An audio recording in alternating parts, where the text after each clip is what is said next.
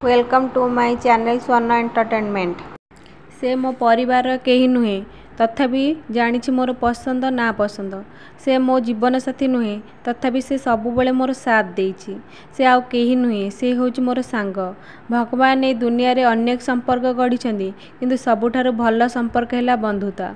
बंधुता होछि एपरि एक शब्द जे तुम अतीत को बुझे एवं भविष्यत को विश्वास करे। बंधुता होछि ईश्वरंकर सर्वश्रेष्ठ दान।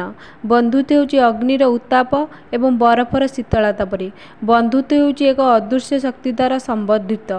बंधुता होछि नील आकाशर सुदूर तेजस्क्रिय तारका पुंज भली जार ज्योति समाज को दिग्दर्शन दिए।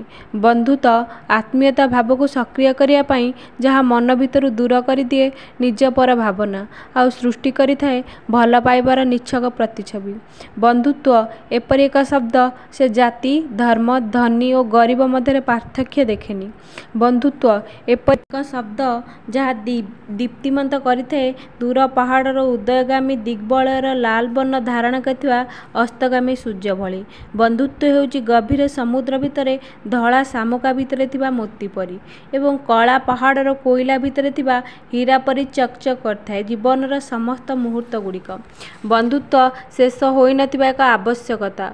बंधुत्व जीवन को सर सुंदर करी गढ़ी तोलिबारे साहाय्य करिथाए। बंधुत्व हेउछि एक श्रेष्ठ सम्मान जहाँ पाखरे देवता माने मध्य नतमस्तक होइतांती। यह भगवान का द्वारा स्थिरीकृत।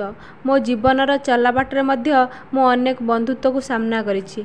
किछि बंधुत्व अदिनिया मेघर झड़ बात्या भली मो जीवन रे अमावास्या रातिर घोर अंधकार भरी देइछन्ति एवं आउ किछि बंधुत्व ईश्वरक आशीर्वाद होई पद्मफूल साथी सूर्यर संपर्क और फूल साथी भंवर संपर्क भली मो जीवन रे पूर्णिमा रातिर रंगीन आलोक भरी सारा दुनिया को उदाहरण उच्च भाव में प्रतिफलित करिसेंती। शीत सकाळर घास गालीचा उपरे पड़िथिबा काकर बिंदु भली गोटे मुद्रा दुईटी पार्श्व होछि आम बंधुत्व। एही दुई संपर्क रे जेते बाधा विघ्न आसिले मध्य समाजर समालोचना को दृष्टिगोचर न करी समय साथी निजको ताल दे गति करिथाउ आमे। जीवन जेकोसी प्रतिकूल अवस्था से गछर छाई परी मो पाखे पाखे रही थाए। मु जेतेबेले कौनसी समस्यार सम्मुखीन हुए से गोटे पद कथा कहे, बास चिंता करेनी मो पर आछि। ए गोटे पद कथार मु अनुभव करे ए संपर्क आमर केवल बंधुत्व नुहे सते जेपरी 7 जन्मर रक्त संपर्क परी।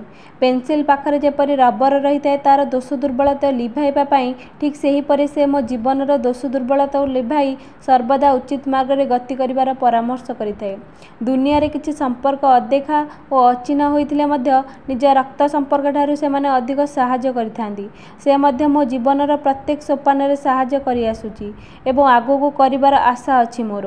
से सबु बेले गोटे कथा कहे, तू एमिति काम करिवु जेउ काम पई तू सबुठारे परिचित हेबु। एही पदिए कथा मो जीवन रे आगो को बढ़िबारे प्रेरणा जोगाए मते। तार स्थान मो हृदय रे स्वतंत्र जागा सृष्टि करि सारची। जेतेबेले मु एका थाए हठात तार कॉल आसे सेतेबेले एमिति फील हुए जेमिति स्वर्गीय खुशी मिलीगला। तार दुई पद मधुर कथा मो हृदय समस्त वेदना को दूरीभूत कर दिए। बोधे ए बंधुत्व स्थानटी हृदय सबुठू ऊपर थाए। ता विषय जेते भी वर्णना कले मो पाखरे शब्द कम पड़ीजिवो। परिशेष रे भगवान का निकट रे एतिकी प्रार्थना करी ए संपर्क केबे भांगी न जाऊ। हृदयर अंधार कोठरी भितरे प्रदीप शिखा भली झलसी उठू। तो परी बंधुत्व को पाई मु बहुत खुशी। I love you very much. Please subscribe my channel.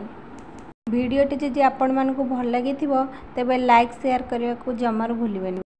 Thanks for watching my video.